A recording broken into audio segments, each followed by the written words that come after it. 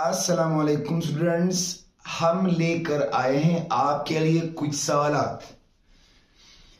सवाल है what is charge, what is charged body, what is quantization of charge, what is law of conservation of charge. नहीं जानते? मेरे ख्याल से शायद जानते होंगे।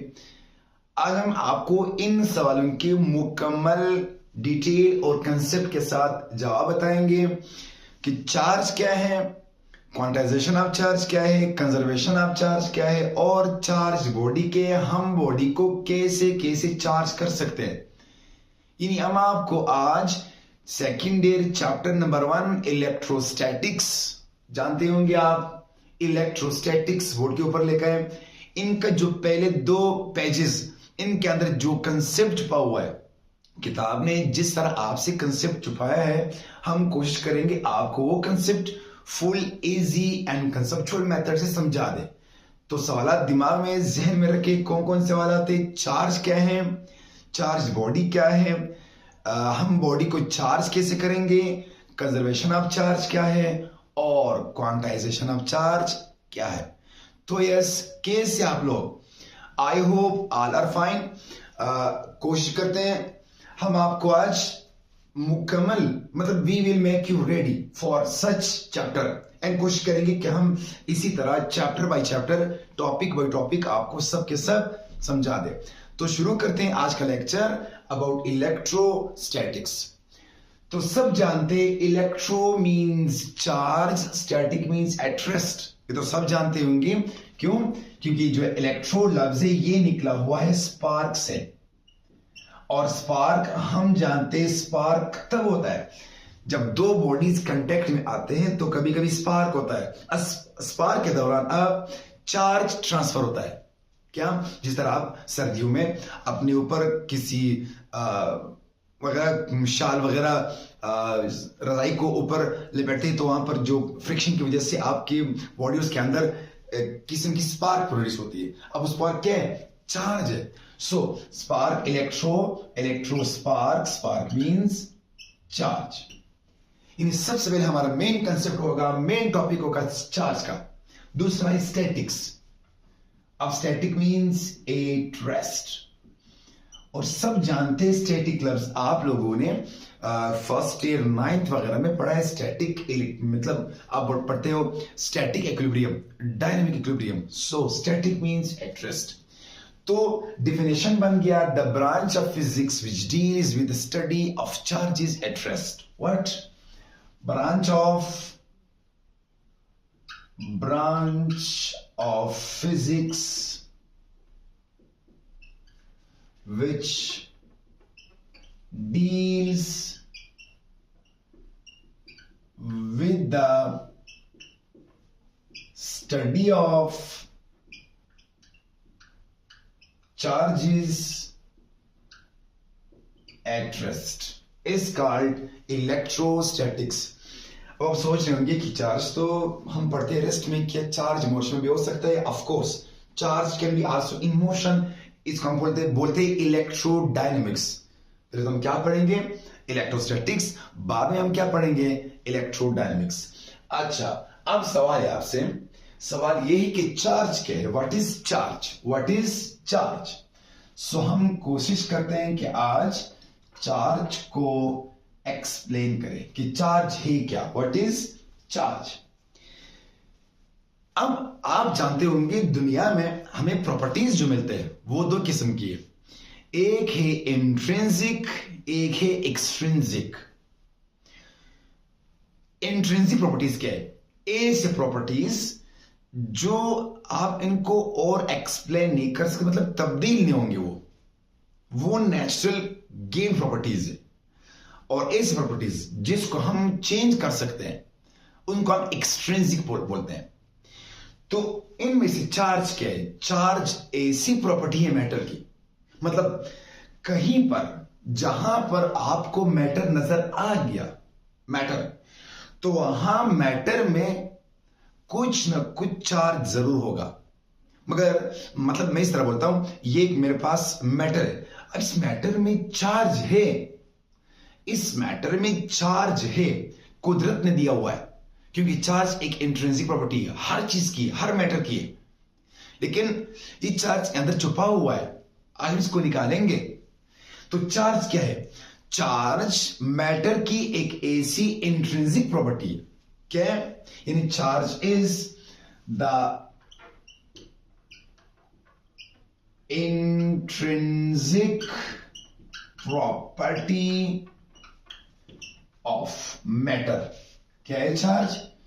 Charge is the intrinsic property of matter. अच्छा, फिर जब हम चार्ज को किसी इलेक्ट्रिक या मैग्नेटिक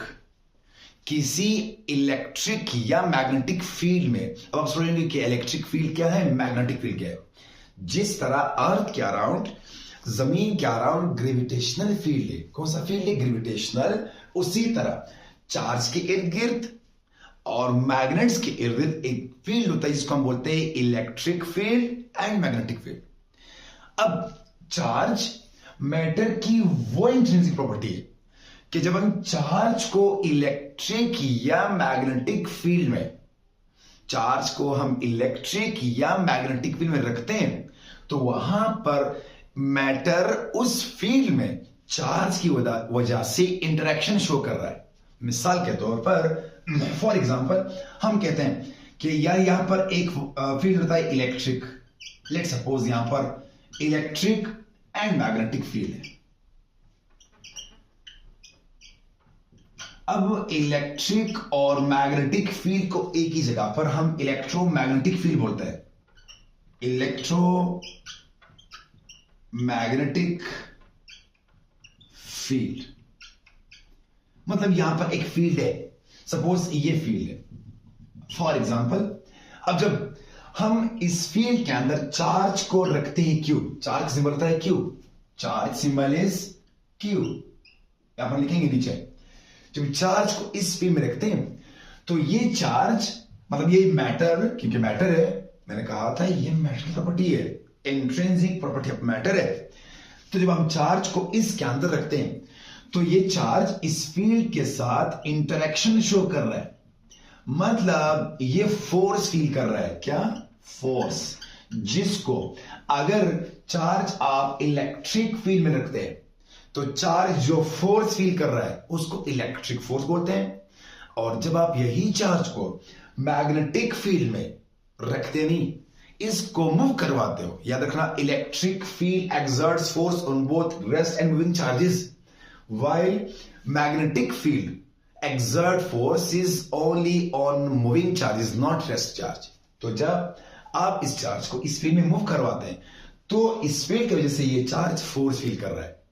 अब चूंकि दोनों फील्ड्स हैं तो दोनों फील्ड्स की वजह से चार्ज फोर्स फील करेगा, और इस फोर्स को हम बोलते हैं लॉरेंट्ज फोर्स। क्या बोलते हैं?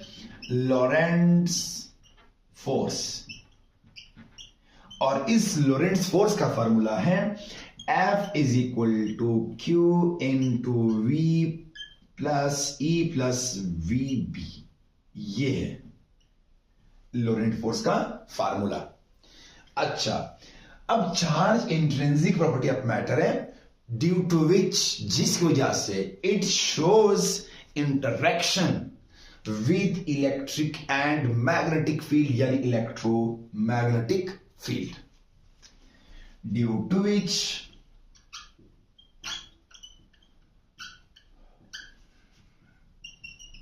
it shows interaction in the form of what? Force. Interaction in electromagnetic fields। मतलब ये फोर्स फील कर रहा है। क्या फील कर रहा है? फोर्स। कौन? चार्ज।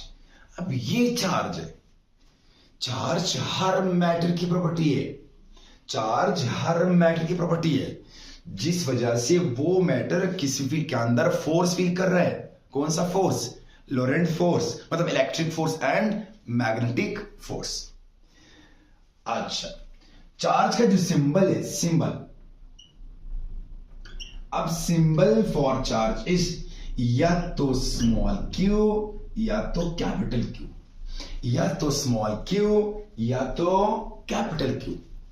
अब जो स्मॉल क्यू है ये शो कर रहा है इंस्टेंटेनियस चार्ज को, इंस्टेंटेनियस।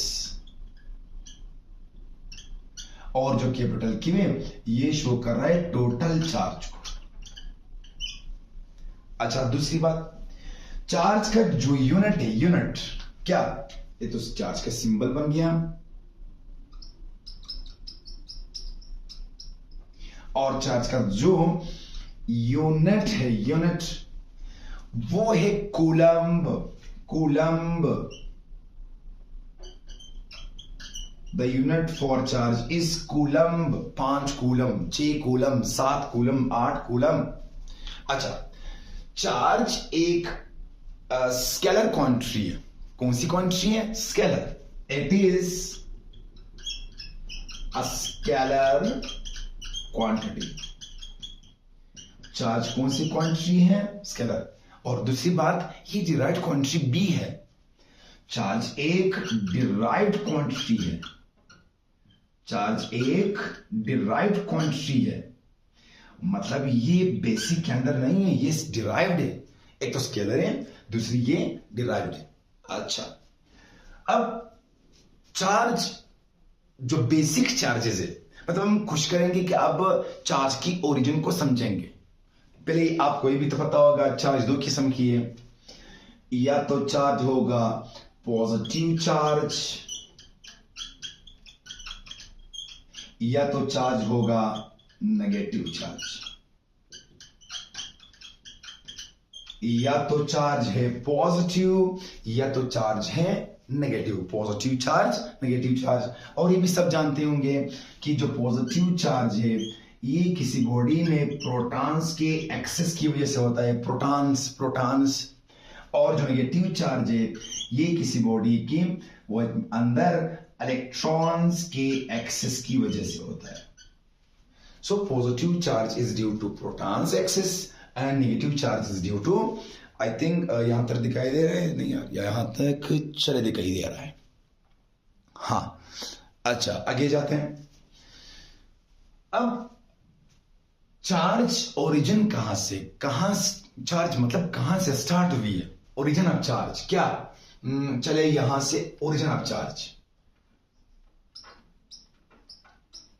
ओरिजिन किसकी? ओरिजिन चार्ज की। अच्छा, चार्ज बिफोर 400 बीसी से 400 बिफोर बीसी, बिफोर क्रिस्ट से आ रहा है चार्ज की कंसेप्ट। बेंजामिन फ्रैंकलिन साइंटिस्ट था, उसने चार्ज में मतलब ऐसा काम किया था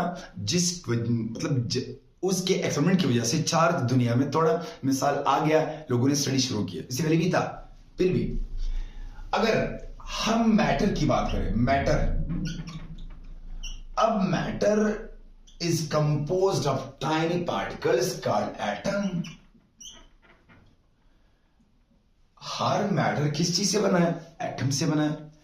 अब जब हम एटम को स्टडी करते हैं, एटम को स्टडी करते हैं तो आपको मिलेंगे एटम में 3 बेसिक पार्टिकल्स। वैसे एटम के अंदर बहुत से पार्टिकल्स है, लेकिन 3 बेसिक है। कौन कौन से हैं? एक है व्हाट, एक है प्रोटॉन, एक है इलेक्ट्रॉन, एक है न्यूट्रॉन। कितने पार्टिकल्स हैं? 3 पार्टिकल्स हैं। एक है प्रोटॉन, एक है न्यूट्रॉन, एक है इलेक्ट्रॉन। अब जो न्यूट्रॉन है ये न्यूट्रॉन न्यूट्रल है, यानी इसके ऊपर चार्ज नहीं है। याद रखना, न्यूट्रॉन के अंदर चार्ज है, दिखाई दे रहा है? न्यूट्रॉन के अंदर, हाँ, न्यूट्रॉन के अंदर चार्ज है, लेकिन न्यूट्रॉन के ऊपर नेट चार्ज नहीं है। क्यों? क्यों? ये न्यूट्रॉन बना हुआ है पार्टिकल से, क्वार्क से। अब उस क्वार्क के अंदर चार्ज तो है, यानी अगर हम प्रोटॉन को बना दे तो एक प्रोटॉन के अंदर, सॉरी न्यूट्रॉन के अंदर एक अप क्वार्क है, दो डाउन क्वार्क्स है। अब अप क्वार्क के ऊपर होता है चार्ज पॉजिटिव, डाउन के ऊपर होता है नेगेटिव। लेकिन ये क्वार्क्स, ये तो है पार्टिकल्स, एलिमेंट्री पार्टिकल्स, लेकिन ये इंडिपेंडेंट नहीं है। मतलब आपको कहीं पर सिंगल क्वार्क नजर नहीं आएगा, आपको कहीं पर सिंगल डाउन नजर नहीं आएगा ना, तो आप इसलिए इनके ऊपर तो चार्ज है, लेकिन ये चार्ज इंडिपेंडेंट नहीं है। तो हम इसका जो नेट चार्ज निकालेंगे तो नेट चार्ज आएगा इसका 0। अंडरस्टूड? यहां पर आते हैं, चले प्रोटॉन पर। अब जो प्रोटॉन है ये न्यूट्रल नहीं है, इसके ऊपर चार्ज है। कौन सा चार्ज है? Positive, positive charge. क्यों? ये जो प्रोटॉन है ये बना हुआ है, अगर हम प्रोटॉन को बना दें, इसके अंदर भी दो क्वार्क्स है, लेकिन इसमें दो अप एक डाउन है। अब अप के ऊपर है पॉजिटिव चार्ज, डाउन के ऊपर है नेगेटिव चार्ज। तो जब हम इनकी जो नेट चार्ज निकालते हैं, net charge, so net charge आता है इसके ऊपर पॉजिटिव, और कितना होता है इसका नेट चार्ज? होता है इलेक्ट्रॉन चार्ज के बराबर, लेकिन पॉजिटिव में। और इसका जो वैल्यू है वो है 1.6 10 पावर -19 कूलम। ये एक प्रोटॉन का चार्ज है, net charge plus 1.6 10 power -19 coulomb. और जो इलेक्ट्रॉन है ये कैरी करता है नेगेटिव चार्ज। इसके ऊपर कौन सा चार्ज है? नेगेटिव चार्ज है। प्रोटॉन कैरी नेगेटिव चार्ज, और प्रोटॉन सॉरी इलेक्ट्रॉन, ये इसका अलग फैमिली है, किससे नहीं बना है, ये लेप्टॉन्स फैमिली से ताल्लुक रखते हैं। लेप्टॉन्स ये सब ऐसे पार्टिकल्स है, एलिमेंट्री पार्टिकल्स है। इसका अपना ही चार्ज है, कितना? माइनस इलेक्ट्रॉनिक चार्ज है, और इसकी जो वैल्यू है वो क्या है? -1.6 10 पावर -19 कूलम। इट मींस किसी बॉडी के ऊपर, इट मींस किसी बॉडी के ऊपर, एक मिनट, अच्छा अब सही है। किसी बॉडी के ऊपर, किसी बॉडी के ऊपर जो चार्ज है, जो चार्ज है वो चार्ज इलेक्ट्रॉन और प्रोटॉन की वजह से होता है। किसी बॉडी के ऊपर जो चार्ज है वो प्रोटॉन और, क्योंकि तो है, और याद रखना प्रोटॉन इलेक्ट्रॉन के चार्ज से कम चार्ज तो है क्वार्क्स में, लेकिन वो इंडिपेंडेंट नहीं है। जो इंडिपेंडेंट चार्ज है वो चार्ज है इलेक्ट्रॉन एंड प्रोटॉन का। तो अगर इलेक्ट्रॉन प्रोटॉन हर मैटर में है तो फिर हर मैटर में चार्ज होना चाहिए। मैंने पहले ही शुरू में कहा था आपसे कि charge is the intrinsic property of matter. लेकिन अगर किसी बॉडी में इलेक्ट्रॉन और प्रोटॉन की तादाद बराबर, तो उस बॉडी पर नेट चार्ज 0 है। नेट चार्ज तो है अंदर, लेकिन नेट चार्ज 0। क्यों? क्योंकि जितने प्रोटॉन्स हैं उतनी इलेक्ट्रॉन्स हैं। Understood I think? अच्छा, ये तो बन गई चार्ज की कहानी। अब 1 कूलम चार्ज, याद रखना 1 कूलम चार्ज कितना चार्ज? इसके अंदर 6.25 10 raised to the power 18 electronic charge. यानी जब 6.25 10 पावर 18 इलेक्ट्रॉनिक चार्ज को हम कंबाइन करें तो उस चार्ज को हम क्या बोलते हैं? 1 कूलम चार्ज बोलते हैं। ये तो चार्ज की कहानी। अब समझते हैं कि what is charged body. What is charged body? तो चार्ज, अब क्या समझते हैं? Charged body. तो यहां पर हम समझेंगे चार्ज्ड बॉडी। दिखाई दे रहा है यहां तक? चार्ज्ड बॉडी, चार्ज्ड बॉडी, हां चार्ज्ड बॉडी। चार्ज बॉडी क्या है? अगर किसी बॉडी के ऊपर इलेक्ट्रॉन ज्यादा या कम, अब मैं प्रोटॉन्स की बात क्यों नहीं कर रहा, याद रखना ये जो प्रोटॉन्स है, प्रोटॉन्स ये तो है इनसाइड न्यूक्लियस, और जो न्यूट्रॉन ये भी किधर है? ये तो भी है इनसाइड न्यूक्लियस। मतलब इनको हम न्यूक्लियस बोलते हैं, सिंपल न्यूक्लियॉन्स।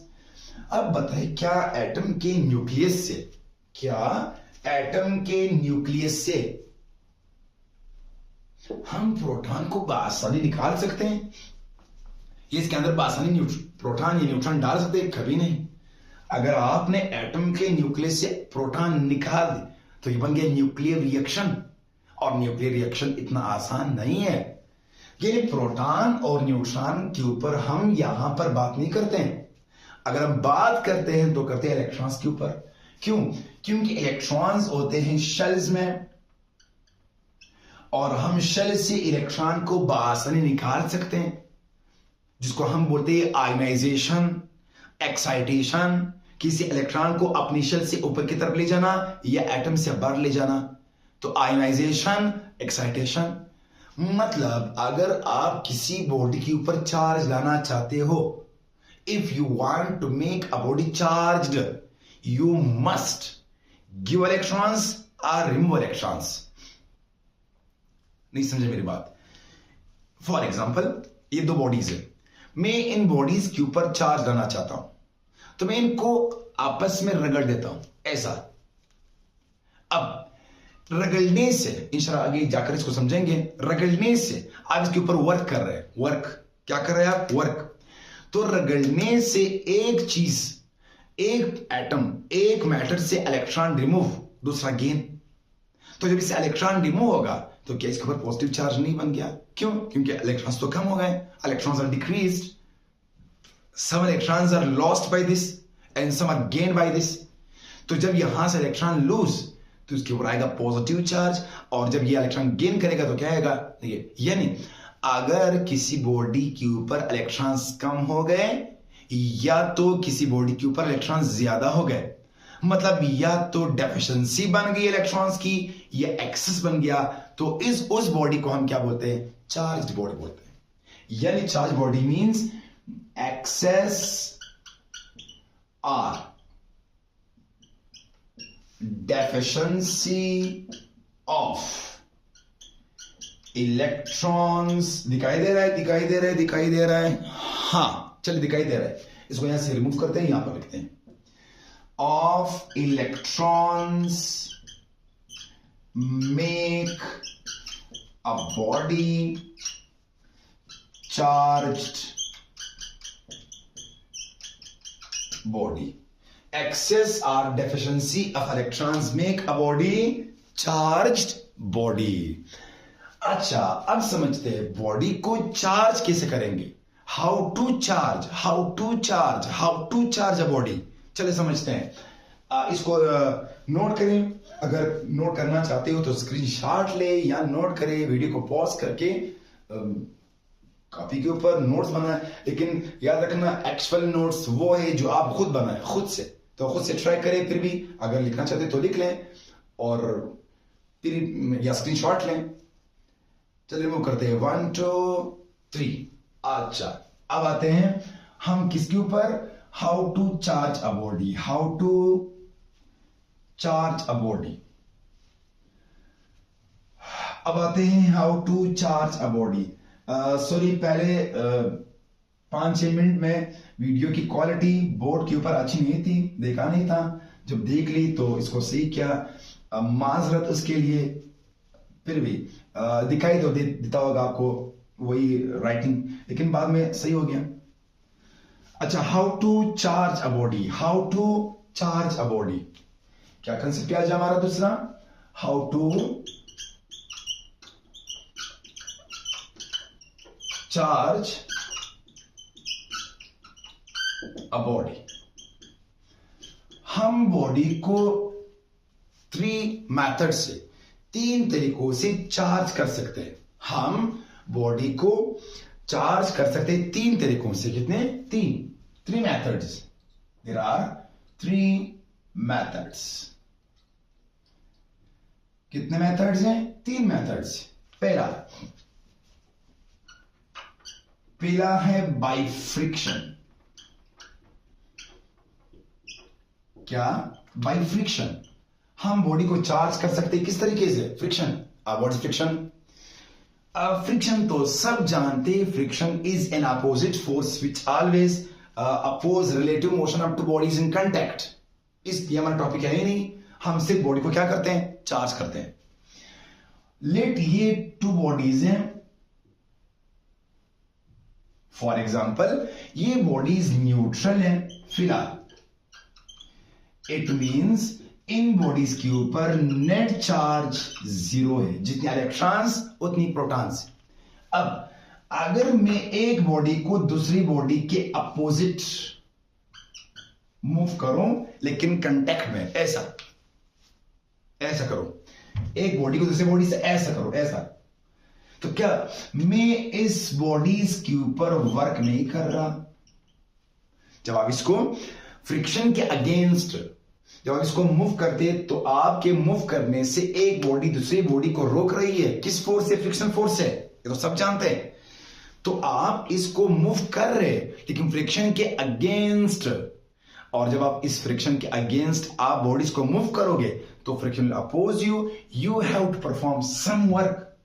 और जानते हैं वर्क इज एनर्जी, वर्क है एनर्जी, इट मींस आप उन बॉडीज को एनर्जी प्रोवाइड कर रहे। तो इस एनर्जी की वजह से इस बॉडी या इस बॉडी के एटम से लॉस्ट इलेक्ट्रॉन्स रिमूव होंगे। मसलन इस बॉडी ने इलेक्ट्रॉन्स को लूज करके, इस बॉडी ने इलेक्ट्रॉन्स को लूज किया और इस बॉडी ने गेन किया। एग्जांपल, क्योंकि आप क्या कर रहे हैं, आप एनर्जी प्रोवाइड कर रहे हैं, आप वर्क कर रहे हैं ऐसा। तो जब बाद में हमने देखा तो एक बॉडी के ऊपर इलेक्ट्रॉन ज्यादा थे क्योंकि इस गेन किया था, और दूसरी बॉडी के ऊपर इलेक्ट्रॉन्स कम थे क्योंकि लॉस किया था। अब जो लूज करेगी लॉस करेगी, और जो गेन करेगी चूंकि इलेक्ट्रॉन्स पर कौन सा चार्ज है, नेगेटिव चार्ज है, माइनस है, और जब लूज करेगी तो बॉडी के ऊपर प्रोटॉन्स की तादाद ज्यादा बन जाएगी, तो उस बॉडी के ऊपर आएगी चार्ज पॉजिटिव और दूसरी बॉडी के ऊपर आएगी negative charge.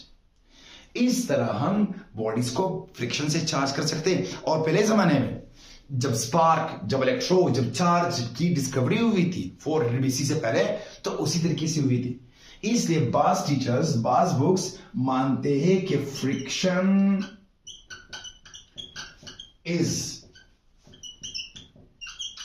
Origin of charge. In body के ऊपर चार्ज की जो मेन वजह है वो क्या है, फ्रिक्शन है। चार्ज की ही वजह से बॉडी के ऊपर, फ्रिक्शन ही की वजह से बॉडी के ऊपर चार्ज आ सकती है। तो मान लेते हैं कि चार्ज की ओरिजिन क्या है, फ्रिक्शन। ये था पहला। दूसरा, next method, by conduction. By what? By conduction. अब conduction means direct contact. Conduction means direct contact. कैसा समझते हैं? लेड एक बॉडी है, ये बॉडी मेटालिक है, मेटल है। एग्जांपल मान लेते हैं, हमारे पास एक दूसरी बॉडी है जिस बॉडी के ऊपर हमने पहले ही से कुछ चार्ज स्टोर किया था, let suppose negative charge store किया था। एग्जांपल, जब हम इस बॉडी को यहां से उठा करके यहां पर रखेंगे इस तरह, तो इसके ऊपर कौन सा चार्ज है, माइनस, और ये बॉडी क्या है, मेटल है। तो जब हम इसको कांटेक्ट में करते हैं, कांटेक्ट, दोनों को कांटेक्ट में लाते हैं, तो क्या यहां से इलेक्ट्रॉन्स ट्रांसफर होकर इसकी तरफ नहीं आएंगे? ये भी तो मेटल है। This body wants electrons, metal है, और यहां पर इलेक्ट्रॉन जमे हुए हैं, यहां पर इकट्ठे हुए हैं, तो एक दूसरे को रिपल करते हैं। तो इस बॉडी से कुछ इलेक्ट्रॉन्स इस बात से आकर, डायरेक्ट कांटेक्ट से आकर यहां तक इधर स्टोर, तब तक जब तक दोनों बॉडीज के चार्ज में इक्विलिब्रियम नहीं आता है। मतलब जितनी चार्ज यहां पर है उतनी वहां पर आएंगी, तो फिर ये आगे नहीं जा सकेंगे क्योंकि ये इलेक्ट्रॉन्स इनको रिपेल करेंगे अभी, जितनी यहां पर उतनी वहां पर। अब बॉडी के कांटेक्ट को ब्रेक करें तो देख ले, एक बॉडी के ऊपर नेगेटिव चार्ज, दूसरे के ऊपर भी क्या है, नेगेटिव चार्ज। इट मींस आपने इस बॉडी को डायरेक्ट कांटेक्ट की वजह से आपने इसको चार्ज किया। इस तरह आप इस बॉडी को प्लस मान लें, फिर यहां से इलेक्ट्रॉन्स यहां पर आएंगे, तो ये भी प्लस चार्ज, ये भी प्लस चार्ज। इस तरह से हम डायरेक्ट कांटेक्ट से एक बॉडी से दूसरी बॉडी के ऊपर चार्ज को ट्रांसफर कर सकते हैं, चार्ज बॉडी बोल सकते हैं इसको फिर। अच्छा, ये तो था दूसरी तरीका। तीसरी, इंडक्शन। क्या? Induction. The third method is induction. तीसरा तरीका क्या है? By induction. What is induction? Induction में हम बॉडीज को कंटेक्ट नहीं करते। फ्रिक्शन और कंडक्शन में हम बॉडीज को कंटेक्ट में लाते हैं, लेकिन इंडक्शन में बॉडीज को कंटेक्ट में नहीं लाते हैं। It means, induction means without any direct contact. हां, कंटेक्ट है, डायरेक्ट नहीं है, indirect contact. Electric field contact है, लेकिन डायरेक्ट कंटेक्ट नहीं है। कैसा समझते हैं? लेट ये एक बॉडी है और ये फिर से मेटल है। अब ये दूसरी बॉडी है, ये भी मेटल है, और ये तीसरी बॉडी है।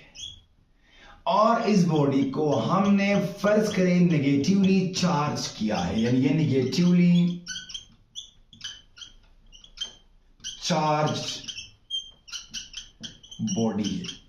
क्या है? नेगेटिवली चार्ज्ड बॉडी है। अच्छा, जब हम इस बॉडी को इसकी तरफ लाते हैं तो इस मेटल के अंदर फ्री इलेक्ट्रॉन्स है।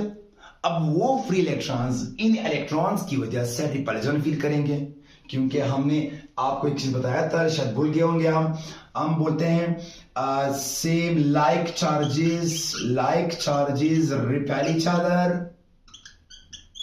Repel each other. इंशाल्लाह इसको फिर समझेंगे कूलम्स लॉ में। कूलम्स, और ये भी जानते होंगे unlike charges attract each other. Like charges repel, unlike charges attract.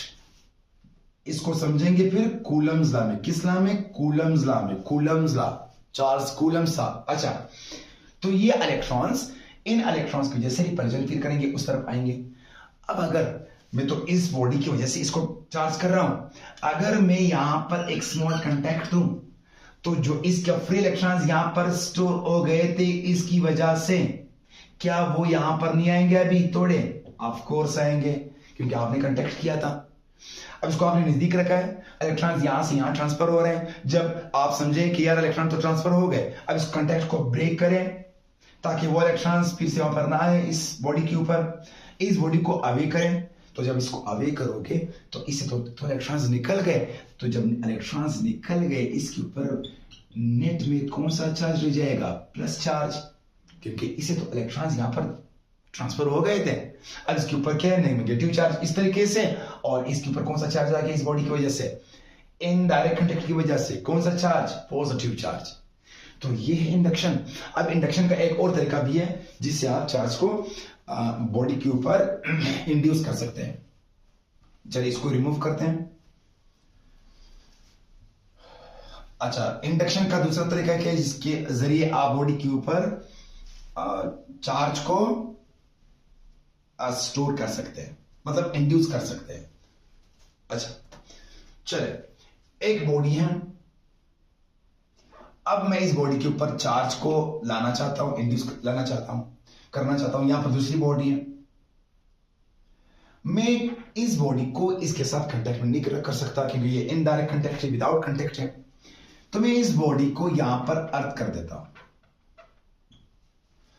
अर्थ की खास बात है, अगर बॉडी के पास इलेक्ट्रॉन ज्यादा है तो आप से लेंगे, अगर कम है तो आपको देगा। अब इस बॉडी तो न्यूट्रल है, बॉडी न तो चार्ज लेगी आपसे अर्थ, न तो आपको देगी। लेकिन इस बॉडी के ऊपर माइनस चार्ज है। कौन सा चार्ज है? Minus charge. अच्छा, क्या ये बॉडी अगर मेटल है तो क्या इसके अंदर फ्री इलेक्ट्रॉन्स नहीं है? अब वो इलेक्ट्रॉन्स इनकी वजह से क्या फील करेंगे? रिपल्शन। तो these electrons will repel these electrons and will transfer to अर्थ। ये इलेक्ट्रॉन्स यहां से होते हुए किधर आएंगे? अर्थ। क्योंकि आपकी खासियत क्या है, अगर इलेक्ट्रॉन ज्यादा है तो आपसे लेंगे, अगर कम है तो आपको देंगे। तो इलेक्ट्रॉन्स आ रहे, बाद में आप बात को पहले ब्रेक करें, इस बॉडी को अवे ले जाएं। तो क्या इस बॉडी से इलेक्ट्रॉन्स अर्थ की तरफ नहीं गए थे, तो नेट कौन सा चार्ज बच गया इसके ऊपर, प्लस चार्ज, क्योंकि इलेक्ट्रॉन्स तो निकल गए यार। अब ये बॉडी चार्ज बॉडी है, कौन सी बॉडी है, चार्ज बॉडी। ये था हमारा चार्ज एंड चार्ज बॉडी। आपके दिमाग में फिर भी दो सवाल रह गए होंगे कि what is quantization of charge, what is conservation of charge. Charge हो गया था, चार्ज बॉडी हो गए कि चार्ज क्या है, ओरिजिन ऑफ चार्ज क्या है, फिर चार्ज बॉडी क्या है। रह गए दो सवाल, what is quantization of charge and what is conservation of charge. इंशाल्लाह हम इस वीडियो के बाद आपको वही दो सवाल समझा देंगे कि क्वांटाइजेशन क्या है और कंजर्वेशन क्या है। इंशाल्लाह मिलते हैं नेक्स्ट लेक्चर में, तब तक के लिए अल्लाह हाफिज। और आपने दुआओं में हमें याद रखना, जरूर याद रखना।